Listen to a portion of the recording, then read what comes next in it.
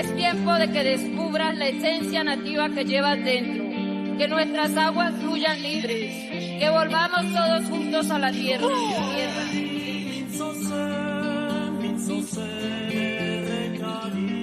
Ez gara lurraren jabeak, gu gara ama lurraren parte. Xoroak ongi daki hori, eta jakin baino sentitu ere egiten du. Berandu baino lehen ikasi dezagun xoroen mintzoa. Asteragoaz.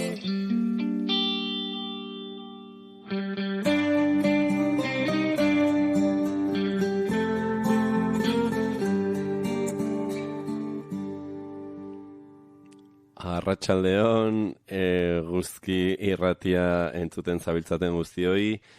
Gaur saioa Antonio Aretxabala eta Carlos Taiborekin egindako elkarrizketa bat izango da, eta ura jarriko dizuet zuzenean. Hau pixkate Irango erasoen aurkako sortutako energia krisien aurrean planteatu duten hitzaldi sorta baten baitan kokatzen da elkarrizketa hau, eta hitzaldeietan hurbildu nahi duten ideia partekatzea dute helburu. Beraz, zuentzako elkarrizketa.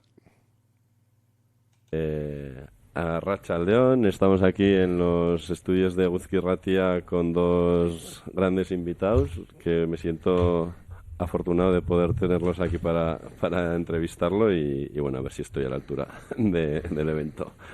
Tenemos a Antonio Aretxabala, geólogo divulgador científico, con un blog con su propio nombre donde nos traslada sobre la situación de límites planetarios en cierta manera y otros temas que son de su especialidad. Ongi etorri, Antonio.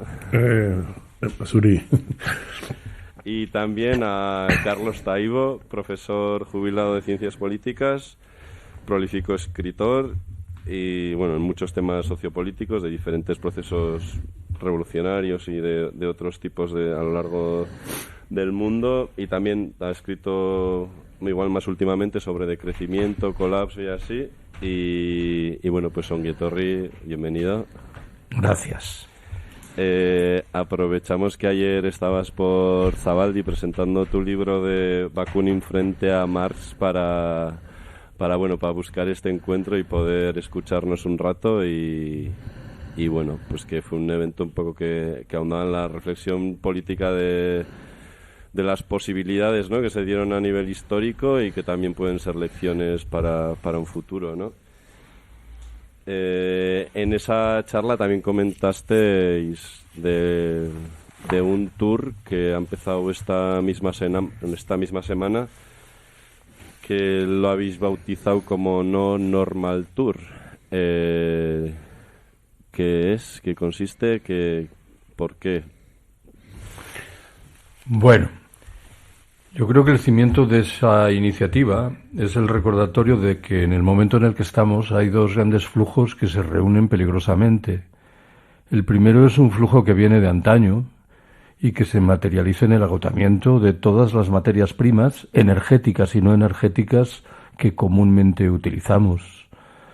El pico conjunto, y me refiero ahora a las materias primas energéticas del petróleo, del gas natural y del carbón, se produjo ya hace años, y esto significa que inexorablemente la producción irá reduciéndose y que los precios, con los altibajos que queramos, irán acrecentándose. El segundo flujo es muy reciente y sitúa la mirada en el estrecho de Hormuz, por el que pasa un 20% de la riqueza petrolera, un 30% del gas licuado y muchas de las materias primas relevantes en lo que respecta a los fertilizantes, a los plásticos o a los medicamentos. Los últimos suministros normales, los anteriores a la agresión militar norteamericana contra Irán, están llegando en estas horas, con lo cual se anuncia que las próximas semanas se van a caracterizar por la irrupción de novedades no precisamente saludables, y a ello conviene agregar que no podemos evaluar en su totalidad cuál es la destrucción de infraestructuras que en el terreno energético se ha producido en Irán o en virtud de la respuesta militar iraní en países como Arabia Saudí, Kuwait, Qatar, Bahrein o los Emiratos, algo que nos emplaza ante un escenario que hemos invocado muchas veces en los últimos años, pero que yo creo que ni siquiera nosotros mismos pensábamos que se iba a materializar de forma tan física y contundente con esta rapidez. Este es el cimiento del tour correspondiente. Y, por supuesto, dar el paso a aquellas redes que se fueron tejiendo durante estos años. Nosotros, en cierto modo, ahora pasaremos a un segundo plano. Es un poco lo que vengo contando yo en las charlas, ¿no?, que estamos dando en diferentes zonas, en este caso de Euskal Herria, ¿no? Ya estaba en Gasteiz, ayer estuvimos aquí dando unas pinceladas. Hoy estaremos los dos en Alsasu y mañana en Estella estaré pues con gente de la minería y tal, porque se han aprobado proyectos de los cuales hablaremos un poquito ahora respecto del impulso que viene sobre todo del MITECO, ¿no? No nos podemos abstraer, ¿no?, de las políticas que se hacen en el gobierno central, ¿no? Y en cierto modo, bueno, pues estos años que llegamos a donde llegamos, pudimos hacer lo que pudimos, comunicamos lo que pudimos, pero ya se ha materializado, como dice Carlos, de una forma casi repentina, y además se ha acelerado muchísimo, porque podríamos decir que la agresión militar que se ha producido ahora mismo en el Golfo Pérsico pues ha acelerado esto entre 5 y 10 años de las expectativas que teníamos sobre el pico de las cosas, y no estamos preparados para ello, ¿no? Tecnológicamente me refiero.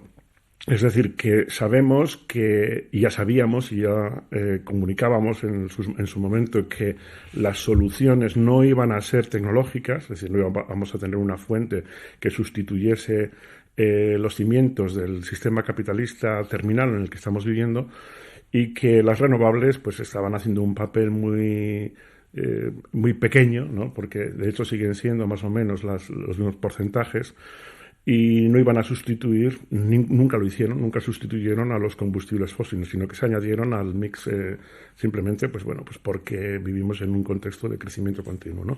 Y entonces lo que sí podemos hacer, lo que sí impulsamos es un debate, por eso las charlas son muy cortitas y luego se da paso a que la gente hable bastante, y la experiencia que tengo, por ejemplo, en Gasteiz fue que hubo mucha gente del campo, mucha gente del sector primario que aportó cosas muy interesantes sobre la posibilidad de hacer agricultura regenerativa, porque realmente tenemos que comer, y es algo muy importante, ¿no?, sabiendo que, por ejemplo, la comunidad autónoma vasca no produce ni el 4% de los alimentos que consume, que una ciudad como Vitoria-Gasteiz, en este caso, no produce ni el 1%, y que Euskal Herria completa no producimos ni el 10% de los alimentos que consumimos, ¿no? Es verdad que si cambiamos ciertas dietas, ciertos hábitos y tal y cual, y sin que sean muy tremendos, ¿no?, sin que sean excesivamente exigentes, solamente Nafarroa podía dar de comer a toda Euskal Herria, ¿no? Pero en cualquier caso es un tema muy importante, puesto que la mayor parte de los fertilizantes, pesticidas y todas las bases de los suelos, que ya hemos hablado aquí en Euskal Irratia, que tenemos dopados, es decir, los hemos vuelto drogadictos, absolutamente yonkis, de productos que son, bueno, vienen del petróleo, ¿no?, a través de la urea, etcétera, ¿no?, y de otros procesos tecnológicos. Bueno, pues en Vitoria-Gasteiz nos dieron pinceladas muy buenas, y de eso se trata, de dar voz a esta gente, de ir apartándonos nosotros un poquito, y sobre todo también de esas redes de apoyo mutuo y esos tejidos que ya existen, por ejemplo, aquí en Iruña, en la Chantrea, en San Jorge y en otras zonas de colaboración, y bueno. O sea, y de alguna forma, no sé si hasta qué punto esta sociedad tiene interiorizado nuestra dependencia de los combustibles fósiles, ¿no? No sé en qué medida es muy claro en los datos cuando se oye, pero seguimos aquí en un limbo. Ahora ha pasado la Semana Santa, la mitad de mis allegados han recorrido, no medio mundo, pero sí un montón de kilómetros, con una alegría pues llamativa, ¿no?, cuando vemos que realmente estamos encontrando límites, ¿no? No sé si somos conscientes de alguna forma de que tenemos una situación material muy dependiente de los combustibles fósiles, ¿no? Creo que en lo que hace al grueso de la población, no. Yo vivo en Vallecas, en Madrid. Y cada mañana que tomo el tren de cercanías para ir al centro de la ciudad, paso por encima de la M30, que es una de estas autovías de circunvalación, y procuro asomar la cabeza y veo los mismos atascos de siempre. Bueno, no sé si en los últimos tiempos, en virtud de la subida del precio de la gasolina, el número de automóviles que están allí situados se habrá reducido, pero si se ha reducido es muy poquito. Yo creo que en el mejor de los casos lo que hay es una conciencia muy difusa en lo que respecta a que tendremos problemas en el futuro. Pero esa conciencia se vincula escuetamente con la contemplación de los precios que aparecen en las estaciones de servicio. De tal manera que el problema de fondo, que es mucho más grueso, que trasciende lo de la gasolina o el gasoil, que remite a qué hacemos con los fertilizantes, qué hacemos con los medicamentos, qué hacemos con los plásticos, no está en la cabeza de la gente. De tal suerte que, subrayo, en el mejor de los casos se interpreta que los problemas correspondientes que remiten, no nos engañemos, a un colapso general, remiten a algo que puede ocurrir dentro de 70 o 100 años, cuando me parece que hay argumentos más que sólidos que sugieren que el colapso es esto que tenemos ya delante de los ojos, con lo cual me parece que está aún más justificada la iniciativa de estos días, rescatar ese debate y recordar a la población que lo que se nos echa encima es mucho más pavoroso de lo que pudiera parecer, hasta el punto de que las discusiones en las que yo he participado desde hace años, relativas a si no estaremos generando miedo entre la población, me parece que son francamente prescindibles. Yo prefiero generar miedo de la mano de la generación de conciencia clara que ocultar los problemas reales.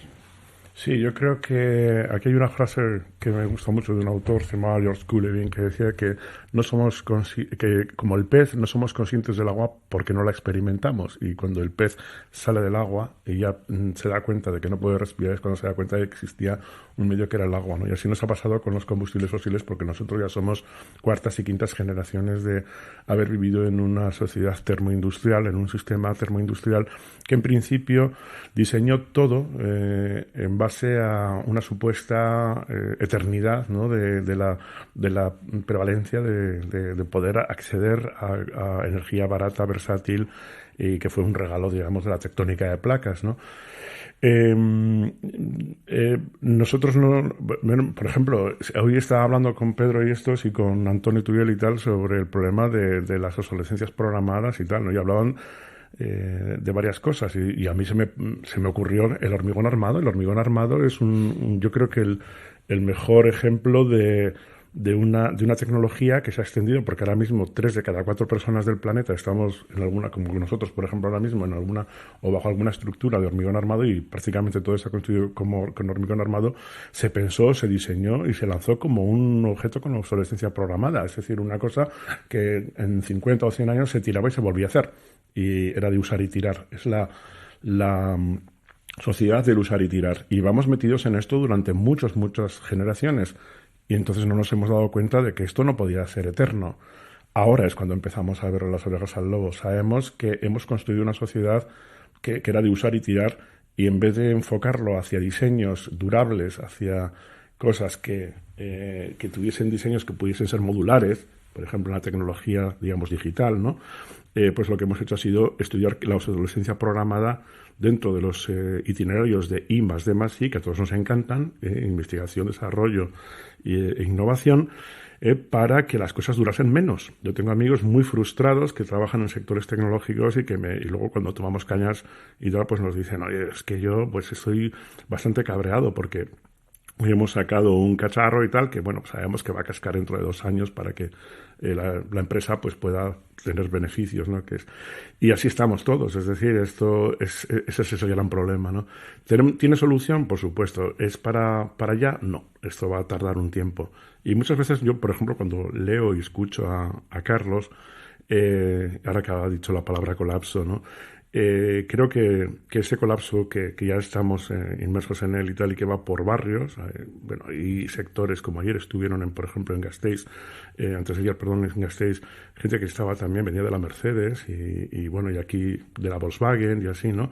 sabemos que el sector de la automoción pues no tiene ningún futuro, es decir, no va a ser lo que fue, ni por supuesto tampoco el sector inmobiliario en cuestiones de construcción de hormigón armado, simplemente por el hecho de que todo esto estaba basado en el diésel y en el gasoil, en el petróleo, ¿no?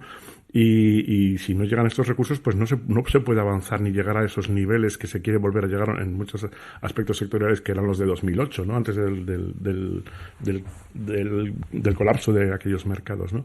Que parece que ese colapso podría ser hasta deseable, ¿no? Es decir, que podríamos empezar de nuevo. A ver, va a ser un poco traumático, pero se podría empezar de nuevo. Y bueno, ahí está el resorte que sí podemos tocar y incido, ¿no? Y vuelvo a lo mismo y subrayo, es el social, la cuestión social, ahí sí que lo podemos tocar. De hecho, hoy hemos recibido la noticia de que se intenta avanzar más de lo mismo, ¿no? Hoy hemos recibido la noticia que sale de la vicepresidencia tercera del gobierno español, que dice que, bueno, algo así como que se van a impulsar, debido a la guerra en el estrecho de Hormuz y el problema de que no llegan los recursos, se va a impulsar una aceleración de la implantación de las tecnologías de captación de energía renovable eléctrica industrial, ¿no?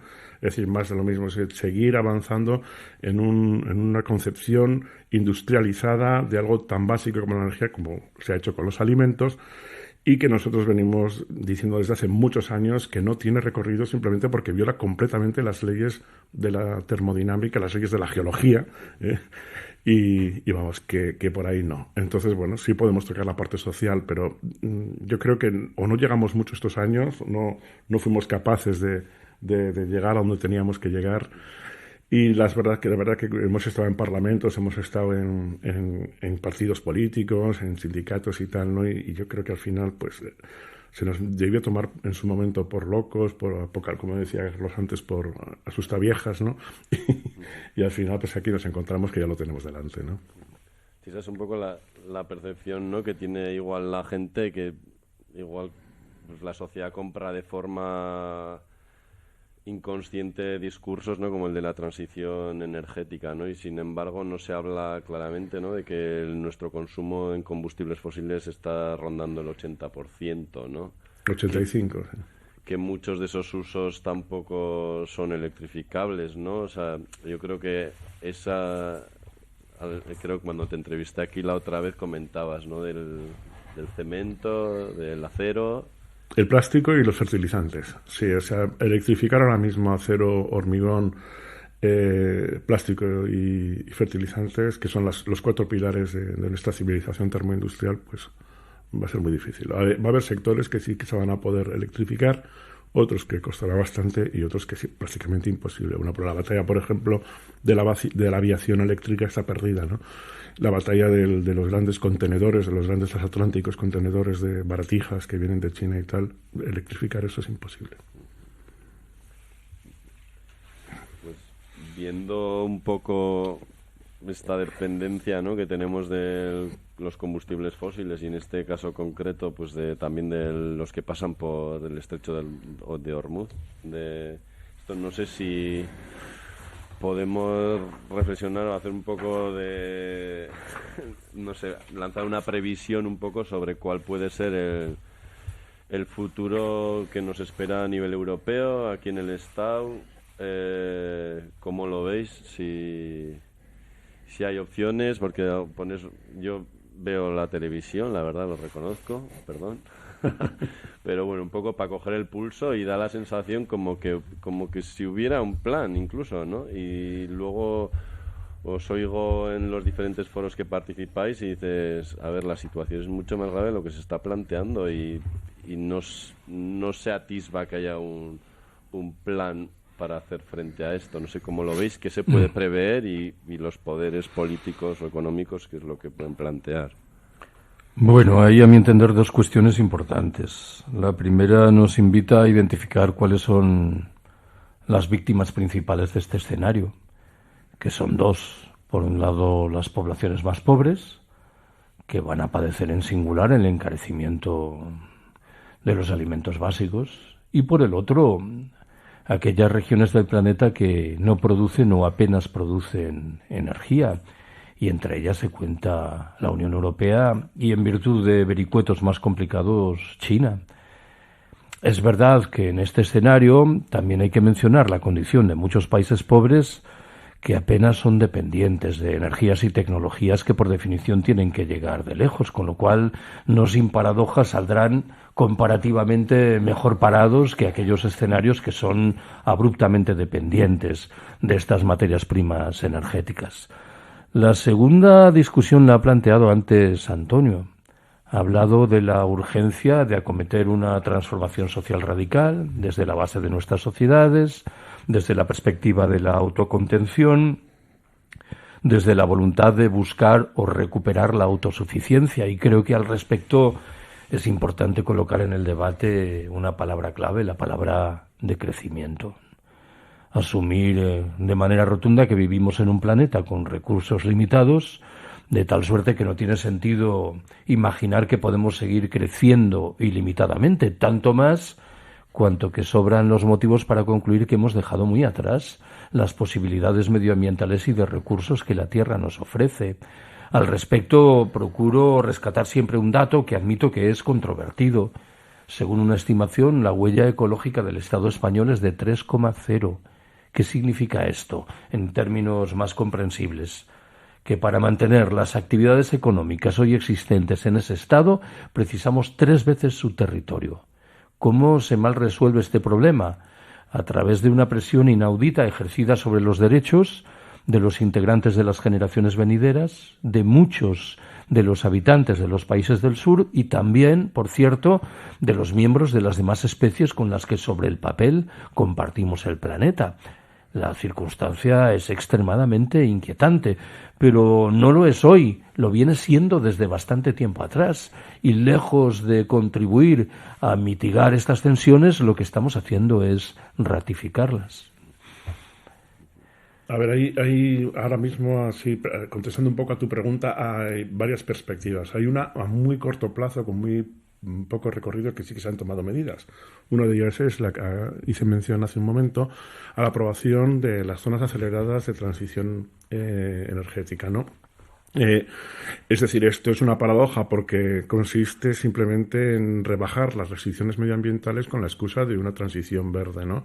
Cuando sabemos que las tecnologías de captación de energía renovable, en este caso eólica y fotovoltaica, que es la que estamos viendo expandirse, bueno, aparte de que se pensaron como un beneficio, sobre todo para grandes empresas que sufragamos todos y sobre todo las generaciones futuras, pues con esto se iba a resolver, pero es que realmente solo suponen el 7,5, 7,3, 7,5% de la energía básica, o sea, que consumimos, ¿no? Eso por un lado. Por otro lado, también se han tomado medidas con respecto a lo que se han venido llamando los combustibles de carácter bio algo, ¿no? Es decir, la biomasa, el biodiesel, todo lo que conlleva bio, ¿no? Que incluso las encuentras en las gasolineras con un cartelito que pone 100% renovables, ¿no? Lo curioso es que han subido de precio también. Estos días también, al mismo tiempo que han subido los no renovables, han subido los renovables. Eso a corto plazo, ¿no? Y por otro lado, la tercera medida que sí que se ha visto es bajar los impuestos a los combustibles, como si eso conllevase, bueno, lo que hace es alargar más la agonía porque en cierto modo pues acabas antes, ¿no? con ellos y no sé cómo lo vamos a hacer. En fin, eso a muy corto plazo. Y luego a medio plazo pues tendríamos la posibilidad de que aparte de aparecer la palabra de crecimiento que directamente tendríamos que explicar 1 y 1000 veces que es justo lo contrario de lo que estamos haciendo, que es el empobrecimiento, conllevaría también otra palabra muy importante, que es la soberanía. Cuando hablo de soberanía me refiero a soberanías básicas, y ya lo he mencionado antes. Hablo sobre todo de la alimentación y garantizar el acceso a la energía, ¿no? Y bueno, pues y a largo plazo tendremos que plantearnos aquellas cosas que son superfluas. Es decir, hay sectores lujosos, hay que hacer un reparto equitativo de la riqueza en estos casos, y ese decrecimiento conlleva un decrecimiento muy importante en la posibilidad de que sigan acumulando beneficios las grandes empresas en detrimento de todo aquello que se está saqueando a la población, digamos, más pobre, como decía antes Carlos, ¿no? Y yo creo que esos son los 3 pasos, ¿no?, que habría que ir planificando, ¿no?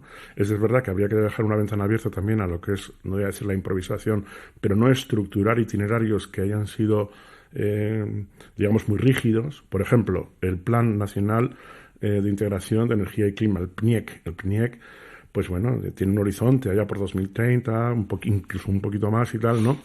Y ya vemos que ya ahora mismo, si hacemos una revisión, tiene una desviación del 20%. Es decir, que ¿por qué no te planteas las bases que dieron lugar a aquello, ¿no? Si no está funcionando, yo, por ejemplo, cuando trabajaba en mi empresa teníamos también planes, hacíamos proyectos de planes y tal, y luego hacíamos revisiones y auditorías de cómo iba la cosa. Y si había una desviación del 10%, por ejemplo, pues saltaban todas las alarmas, ¿no? Bueno, pues tiene una desviación del, no sé, del 20% o por ahí más o menos, y no se está cumpliendo. Es decir, que teníamos que estar revisando qué ha salido mal, y sin embargo seguimos en la misma línea. Sumando, ¿no?, para adelante, como si podríamos seguir igual. Y ahí en alguna charla te oía comentar, ¿no?, a ti, Antonio, o sea, que Europa de alguna forma sí que ha planteado su futuro, sí que ha sentado algunas bases, al menos con programas como el Rearm Europe o la minería interna, o planteamientos de desarrollar una industria en base a dinero público y deuda, y ahondando en un sistema que es criminal y encima no tiene futuro, ¿no? Es verdad, es un elemento añadido más. Yo quiero recordar que hace poco más de un año en la Unión Europea había personas que pensaban que la irrupción una vez más de la figura de Donald Trump iba a permitir que la Unión Europea buscase una política exterior independiente. Un año después, la principal señal de cambio es que los Estados miembros de la OTAN apuestan por acrecentar el gasto militar para situarlo en un 5% del Producto Interior Bruto. Ojo, porque esto a menudo se malinterpreta. Un 5% del Producto Interior Bruto, no del gasto público. Según una estimación gruesa, el 5% del Producto Interior Bruto equivale a un 20% del gasto público.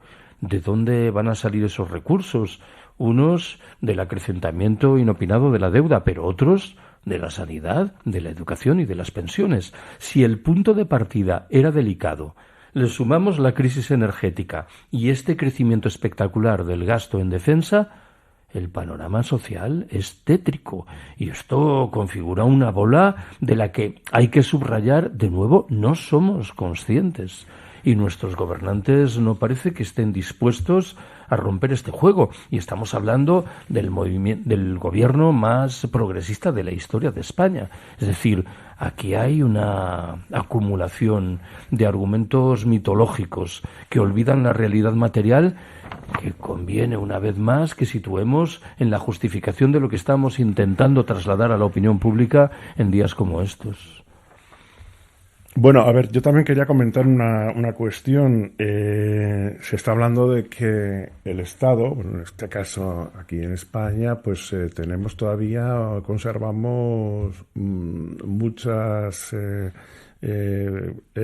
capacidad de refinado, ¿no?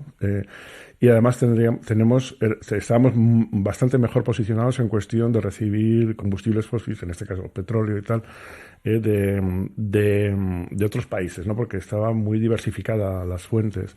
Nigeria, Venezuela, bueno, no venían tanto del estrecho de Hormuz como en otras zonas. Y además nuestras refinerías no se destruyeron como pasó en el norte, ¿no? Esto, bueno, en principio, ha sido aplaudido por sectores como la aviación y tal, ¿no? Por el queroseno, que sí que podríamos... A ver, realmente los petróleos que vienen ya tienen tasas de retorno energético bajísimas, ¿no? Y ese es el gran problema que estamos heredando, y que, bueno, ya yo creo que a estas alturas a los oyentes de Euskal Irratia no les sonará raro, ¿no? Lo que es la tasa de retorno energético, que es aquella diferencia que hay entre la energía con la que realmente disponemos después de gastar energía en la extracción, refinado, transporte y tal, ¿no? Ahora mismo se está gastando en transporte muchísimo más que antes de la guerra en el estrecho de Hormuz, puesto que los barcos tienen que dar vueltas por todas partes. Es decir, que prácticamente un 50% de los combustibles fósiles están llevando combustibles fósiles de un sitio a otro, ¿no? Eso por un lado. Así que, bueno, si lo juntamos con que hay una ley europea que dice que si algún Estado en un momento dado está desabastecido, los demás tienen que suministrarle, pues al final se nos van a echar encima. Es decir, aquellos que acabaron con sus refinerías van a venir a España a decir, oye, que nosotros también queremos diésel, que queremos queroseno y queremos gasolina, ¿no? Y eso yo creo que también dentro de lo que es el corto plazo, pues también lo veremos, ¿no? Bueno, yo creo que lo estamos viendo, ya va a empezar. Y luego ya, pues, lo que dice Carlos, ¿no? Y yo, sabes, Antonio, que he puesto mucho empeño en los últimos años en subrayar una habilidad ingente de quienes nos gobiernan, la de conseguir que no hagamos las preguntas importantes. Y el ejemplo principal que me viene a la cabeza tiene mucho que ver con esta discusión. El discurso dominante afirma que tenemos que buscar nuevas fuentes de energía que nos permitan mantener esto que hemos alcanzado y, en su caso, acrecentarlo. ¿Cuál es la gran pregunta que consiguen que no hagamos? ¿Realmente estamos interesados en mantener esto? ¿O, como me temo, obtendríamos francas ventajas derivadas de prescindir de los numerosos elementos de irracionalidad de nuestras sociedades? ¿Para qué queremos tanta energía? Esta es la pregunta principal que tenemos que hacernos. ¿Realmente la acumulación de energía acrecienta nuestro bienestar, nuestra felicidad? ¿No sería más saludable que fuésemos un poco para atrás, articulando economías mucho más austeras? Hay que recuperar, por cierto, esta palabra. La hemos perdido. Cuando yo era un adolescente y tomé contacto con el adjetivo austero, llegué a la conclusión de que retrataba una virtud. Si decíamos de alguien que era austero, estábamos enunciando una virtud. Hoy parece que lo de ser austero es un pecado. Bueno, pues ¿qué tiene que ver la acumulación de energía y de bienes con nuestro bienestar y nuestra felicidad una vez que hemos satisfecho las necesidades objetivas básicas? Nada. Aunque admito, claro, que como todas las discusiones esta es más compleja. Por ejemplo, determinar cuáles son las necesidades básicas es una tarea más enjundiosa de lo que pudiera parecer. Con toda evidencia no son las mismas hoy las necesidades básicas aquí, en Bolivia o en Bangladesh, y no son las mismas las de una persona con 85 años de edad y la de un joven con 15, de tal suerte que admito que la discusión correspondiente también habría que incorporarla al debate. Claro, pero es que ten en cuenta que la energía y la economía están muy relacionadas. Y si el 20% de los presupuestos o el gasto que se va a generar era para defensa, tenemos que pensar también que para qué y por qué. O sea, ¿por qué nos metemos en conflictos? ¿Por qué queremos seguir avanzando en cosas como, por ejemplo, pues una transformación digital pues que está condenada exactamente igual? Ya van cascando muchos de los centros de datos, sobre todo enfocados hacia esta nueva burbuja que se llama inteligencia artificial. Y realmente necesitamos más digitalización, necesitamos más, qué sé yo, o sea, de llegar 20 minutos antes a Madrid en el AVE, cuando vemos que el 90% de las inversiones en ferrocarril fueron hacia la alta velocidad y solamente un 10% para mantener las cercanías y las redes que ya existían, que sí que vertebraban el territorio. Unos días después del accidente tren de Adamuz en Córdoba, el ministro encargado, el señor Puente, anunció que mantenía en pie su designio de conseguir un tren de alta velocidad que comunicase Madrid y Barcelona a 350 kilómetros por hora. Esto es, en vez de reflexionar un momento y partir de la presunción razonablemente certera de que lo que tenemos que hacer es ahorrar, buscar fórmulas de transporte mucho más respetuosas del medio natural y de los recursos energéticos a nuestra disposición, lo que asume es una genuina huida hacia adelante. Y supongo que la explicación principal es político-electoral. Debe pensar que un tren que nos permite llegar de Madrid a Barcelona en 1 hora y media es una multiplicación formidable de los votos. Yo no sé muy bien quién va a poder pagar ese tren y qué tipo de energía va a poder moverlo, porque me temo que además, bien lo sabéis, este tipo de trenes no tienen nada que ver con el transporte de mercancías, que debiera ser una de las prioridades urgentes. Pero yo creo que este es un ejemplo que retrata cabalmente la locura de nuestros gobernantes. Y no sé si es que son profundamente estúpidos, que es una posibilidad que hay que tomar en consideración, o si realmente son tan inmorales que aún no siendo estúpidos prefieren mantener el acelerador apretado. Yo creo que son bastante mediocres, ¿eh? Nos ha tocado una generación de políticos... Esta es una solución intermedia, ¿no? Sí, sí. Ni estúpidos ni malévolos, sino mediocres. Un poquito de todo. Bueno. No, pero sí, cuando me he encontrado en los parlamentos y, bueno, en el Senado y así, la posibilidad de tener que hablar con ellos sobre estos temas. Por cierto, hay un tema que acaba de decir Carlos que no hemos tocado. Todo esto que estamos hablando lo estamos enfocando solamente desde el punto de vista energético y social, no desde el punto de vista de los impactos medioambientales que tiene todo esto, todas estas pretensiones. Porque realmente nosotros somos seres, somos animales mamíferos que dependemos de un montón de dinámicas que desconocemos porque no las vemos, sobre todo de pequeñas bacterias que viven en los suelos y tal, es decir, hacen un trabajo gratis, anfibios, peces y tal, y nos los vamos cargando. De hecho, el año 2025, el año pasado, el propio gobierno de Navarra tuvo que multiplicar por 3 la superficie contaminada por nitratos, ¿no? Pasamos de 49.000 a 250.000 hectáreas en zonas que ya, bueno, muchos pueblos ya no pueden beber el agua que bebían de siempre, ¿no? ¿Y por qué? Pues por un exacerbado desarrollo de las macrogranjas, etcétera, ¿no? Y dices, bueno, y esto se queda aquí, ¿no? ¿Qué va? Eso, mucho de ello se exporta, ¿no? Porque es para llevar a otros territorios, ¿no? Déjame, de todas maneras, Antonio, que vuelva a lo de mediocres, porque creo que no está de más que recupere la imagen que me suscita ese adjetivo. Hace un par de años un amigo me contó que estaba hablando con su hijo de 8 años de edad y su hijo le dijo: papá, ¿nosotros somos ricos? No, hijo, ricos no somos. ¿Entonces qué somos? ¿Pobres? No, tampoco somos particularmente pobres. Y el niño le dice: ¿entonces qué somos? ¿Mediocres? Y dijo, sí, mediocres, en efecto somos mediocres. Vale.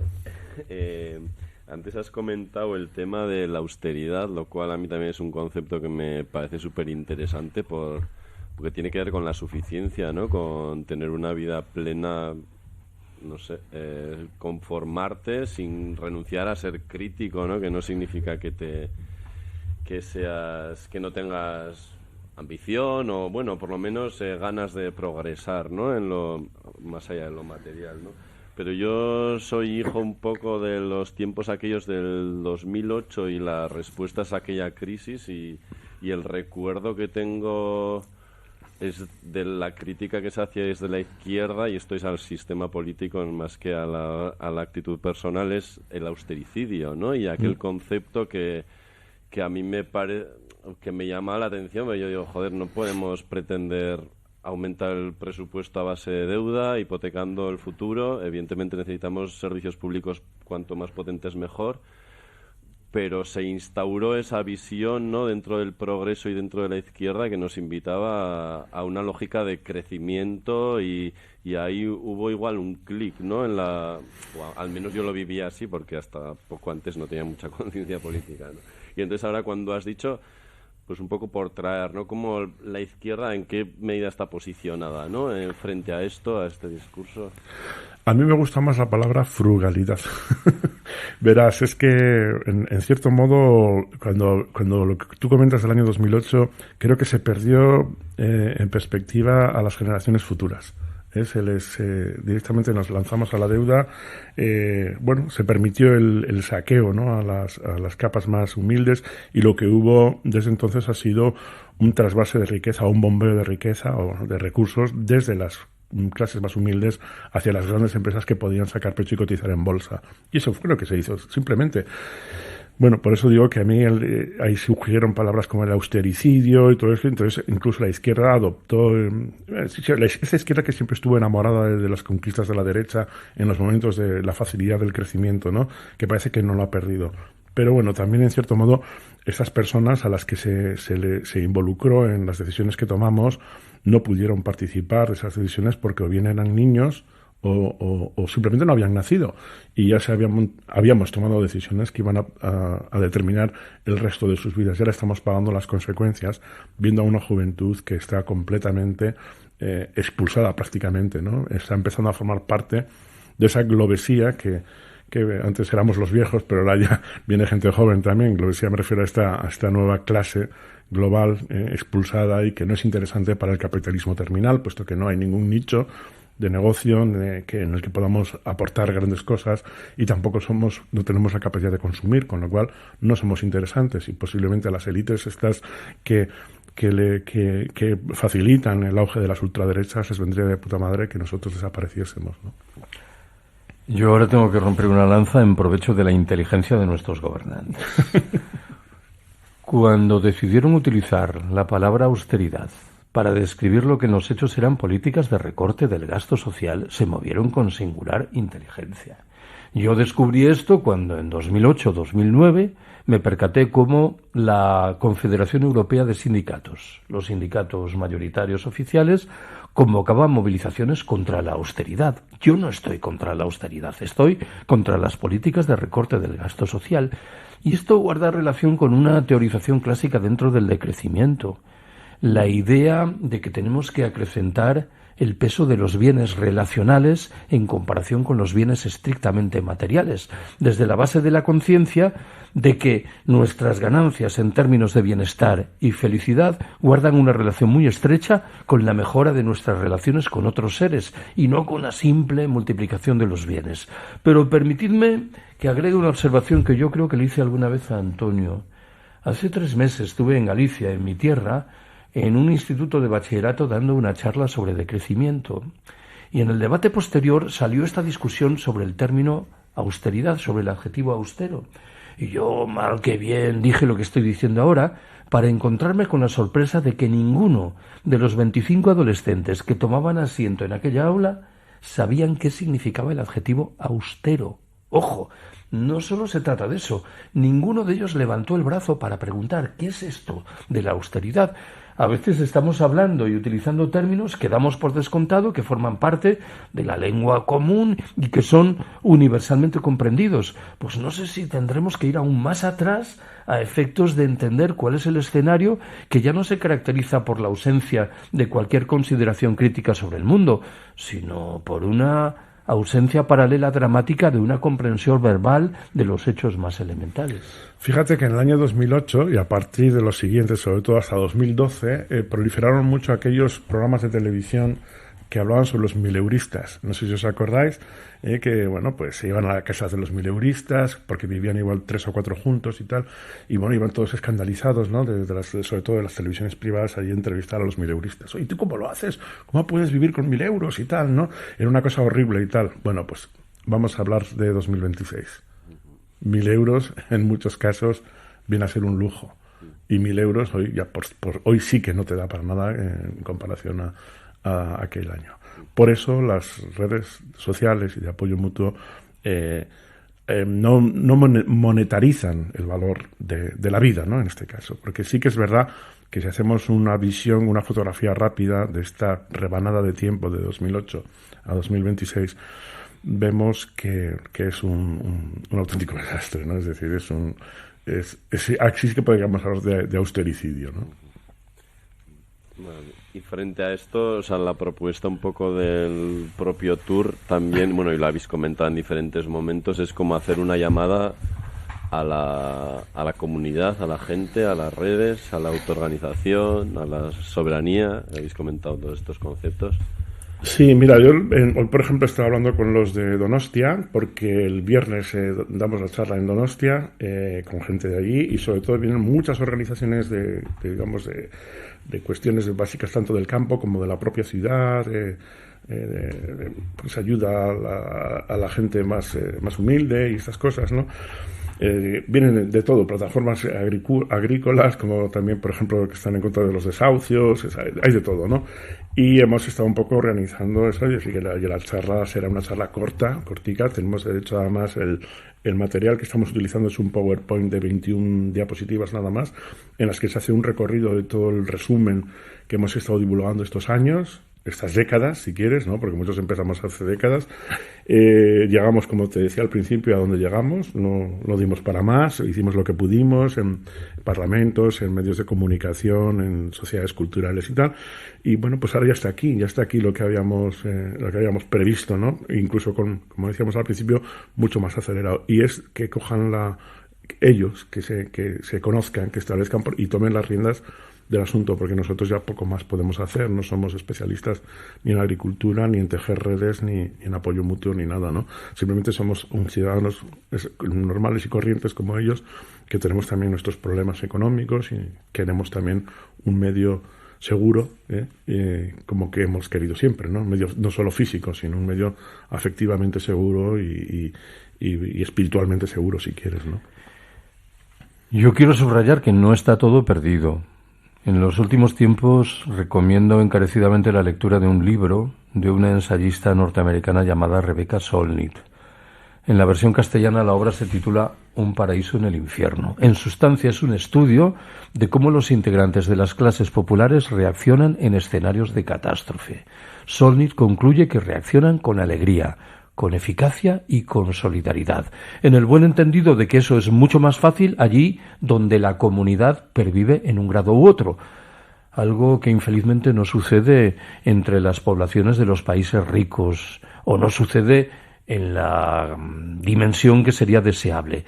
Más allá de lo anterior, yo creo que tenemos derecho a preguntarnos cómo van a reaccionar estas poblaciones de los países ricos cuando las señales anunciadoras de un colapso general sean aún más claras que las que ya tenemos delante de los ojos. ¿Por qué habríamos de rechazar el horizonte de que una buena parte de la población reaccione en virtud de una apuesta por respuestas de carácter colectivo asentadas en el apoyo mutuo solidario? He señalado muchas veces que hemos prestado poca atención a esos grupos de apoyo mutuo que germinaron en los momentos iniciales de los confinamientos hace media docena de años. Creo que en la mayoría de los casos, llamativamente, esos grupos fueron creados por la gente común y no por activistas hiperconscientes de movimientos sociales críticos. Era la gente común honestamente preocupada por los problemas que atenazaban a sus vecinos y vecinas. La lógica del apoyo mutuo no está muerta. Aceptaré que tiene una presencia mucho más consistente en muchos recintos de los países del sur, en los cuales perviven culturas precapitalistas que resisten como gato panza arriba frente a las intrusiones del capital, de sus ritmos y de sus explotaciones. Cuando esas culturas precapitalistas se combinan con proyectos anticapitalistas, el resultado es extremadamente estimulante. Yo entiendo que esto es lo que se ha abierto camino, con todas las limitaciones que queramos, en lugares como Chiapas en México o Rojava, esa franja de territorio mayoritariamente poblada por kurdos, emplazada en el norte de Siria. Sí, mira, en euskera hay una palabra que lo define muy bien, que es auzolan. Y bueno, pues el auzolan es pues un trabajo en equipo y el apoyo de las personas. Y por deformación profesional doy fe de que en nuestras capas de cebolla cerebrales y del corazón existe esa parte humana, ¿no? Esa dimensión humana que se lanza rápidamente al apoyo mutuo en el caso de que las cosas se pongan muy feas, ¿no? Te voy a poner ejemplos en los que me ha tocado trabajar. En Lorca, por ejemplo, después de los terremotos, lo vi con mis propios ojos, lo vi en Italia después de los terremotos también de Ferrara, lo vi aquí en las inundaciones de Tafalla del año 2019 en San Fermín, y hicimos un programa en la mecánica del caracol en Radio Euskadi, que llevaba parte de Ciencias de la Tierra con José María Esparza, que fue el que nos impulsó un libro que se llamaba Hasta aquí llegó la penúltima riada. Hubo muertos y todo, se declaró zona catastrófica, fue creo que un 10 de julio, ¿no? En San Fermín, en Tafalla, en 2019. Y bueno, pues que fue un trauma tremendo, pero la gente se puso a trabajar corriendo, ¿no? Pero es que evocaba un episodio muy bueno, que era que durante las inundaciones de 1983 en Bilbao, aquello fue una catástrofe que abarcó una extensión enorme, porque se dice de Bilbao, pero abarcó Burgos, Cantabria y una parte de Vizcaya. La gente de Arrancudiaga, o sea, que estaba muy afectada porque había habido unos destrozos tremendos, recibió los autobuses de la gente de Tafalla y, bueno, pues allí fueron a ayudar. Bueno, pues en estas de 2019, los propios hijos y nietos de Arrancudiaga que habían recibido a los tafalles, pues fueron a Tafalla y estuvieron allí ayudando a aquella gente. Y entonces, bueno, se impulsó, José Mari impulsó, aparte del libro, que colaboramos un montón de científicos afectados, políticos y, bueno, de todo, ¿no? impulsó también una red de colaboración, de compromiso, si quieres, ¿no? De toda Euskal Herria, de tal forma que si alguna comarca alguna vez fuese, no sé, golpeada por una catástrofe, imagínate Sangüesa, que pues hay un problema en Yesa, o cualquier cosa, ¿no? Que pudiera pasar un terremoto o cualquier cosa, o unas inundaciones otra vez muy catastróficas, pues hubiese un tejido ya preparado, previsto de colaboración, no solo económica, sino también humana, ¿no? Y eso pervive, y eso está, por eso yo soy muy optimista y tengo mucha esperanza en que todo esto se va a solucionar, porque realmente el amor es la mayor fuente de energía del universo. Chapo. Maravilloso. Bueno, la verdad que sí que hay, ¿no? En esos ejemplos se percibe la capacidad y la voluntad de la gente. Preocupa un poco igual los tiempos, ¿no? El hecho de que nos lleguen estructuralmente pues desabastecimientos o falta de recursos en esto, pero seguramente que sabremos amoldarnos en base con esa comunidad y ir tirando para adelante.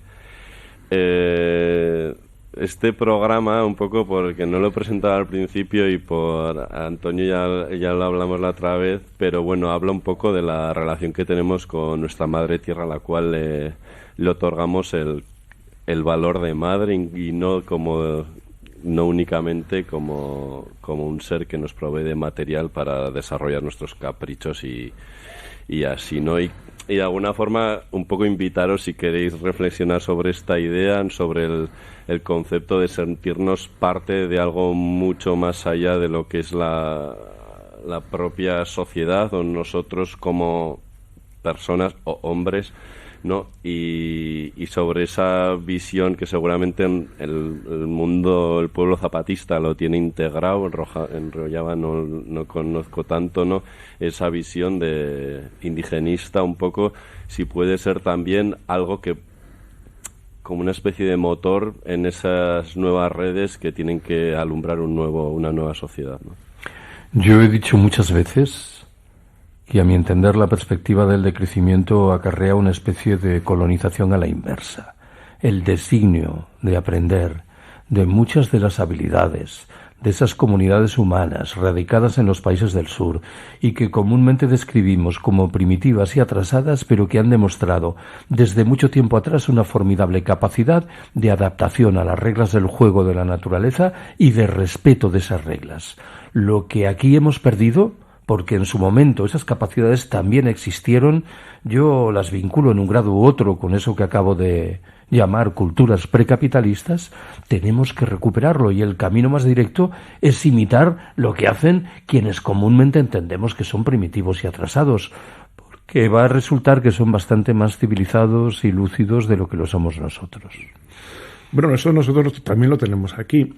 Uno de los objetivos que me marcó José Mari en su momento, cuando hicimos aquel libro después de las inundaciones de Tafalla, fue a ver qué coño hicimos para perder la perspectiva de ese respeto hacia una dinámica que nos da la vida, pero que es muy, muy vehemente también, ¿no?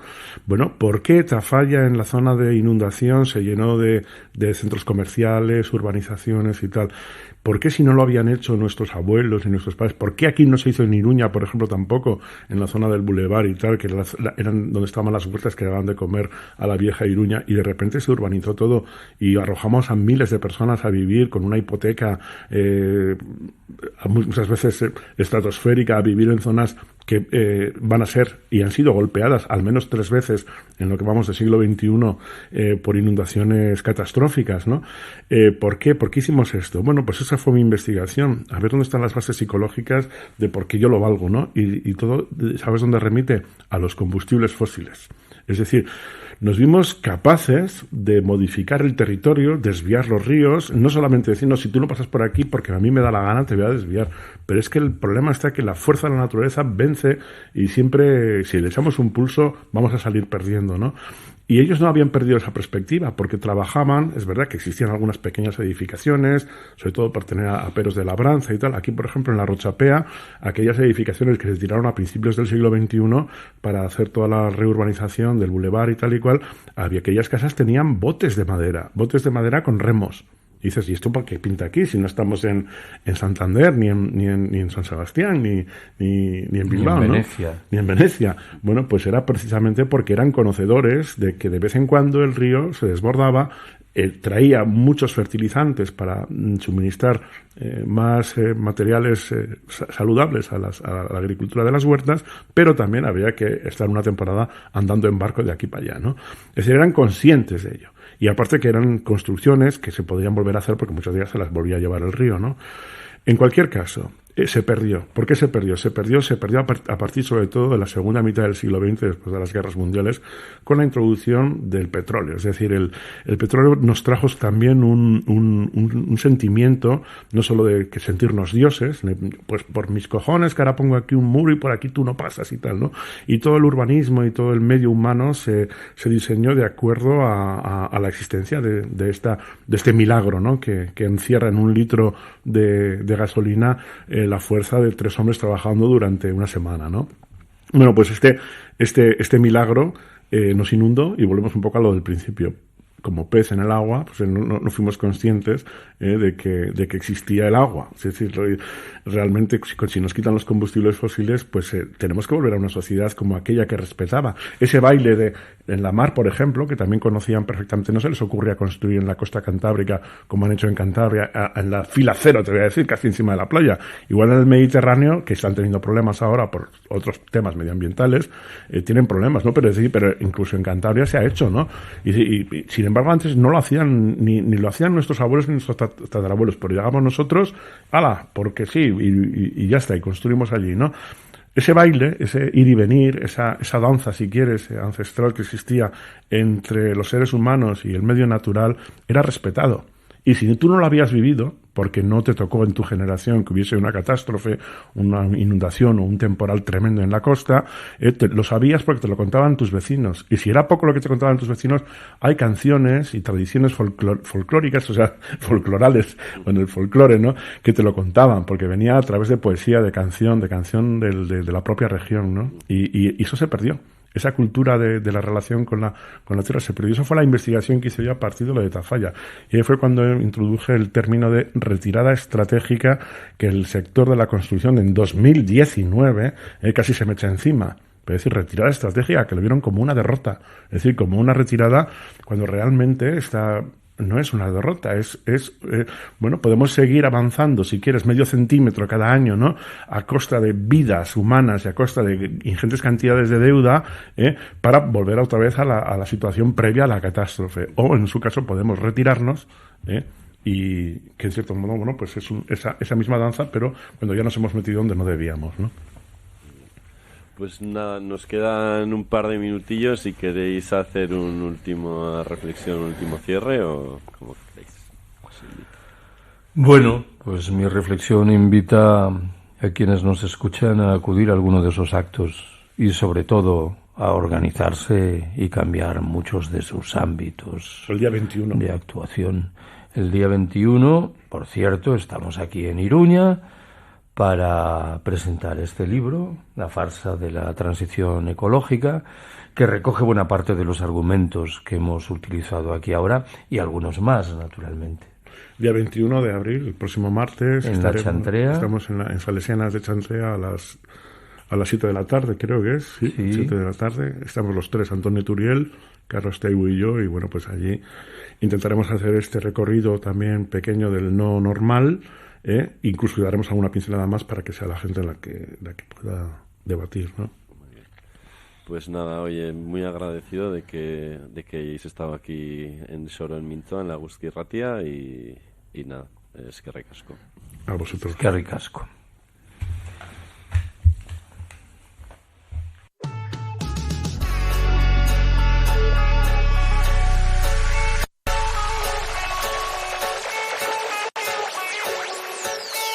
Bizitza ez da niuetako aixa, bakotxa bere aletik aitzina dua, albezala bizitza ez da niuetako aixa, bakotxa bere aletik aitzina dua, bizitza ez da niuetako aixa.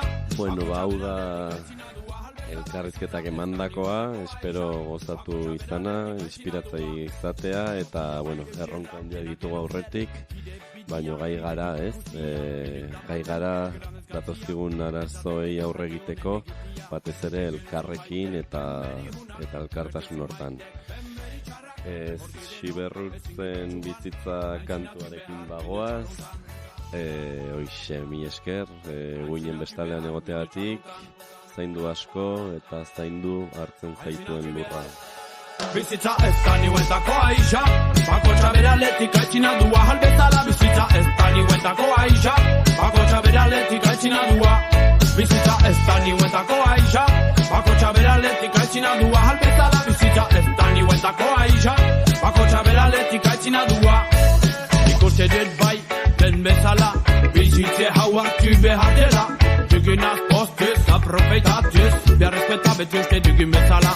Jauze gurekin beste egitea, zien arazoak urtokitzea, txekula nahatz pasaje juntan, iustatia eta partekatzia. Iustatia eta partekatzia. Iustatia eta bizitza ez da niuetako aixa, bakotxa bere aldetik aitzina dua, halbezala bizitza ez da niuetako aixa, bakotxa bere aldetik aitzina dua. Bizitza ez da niuetako aixa, bakotxa bere aldetik aitzina dua, halbezala bizitza ez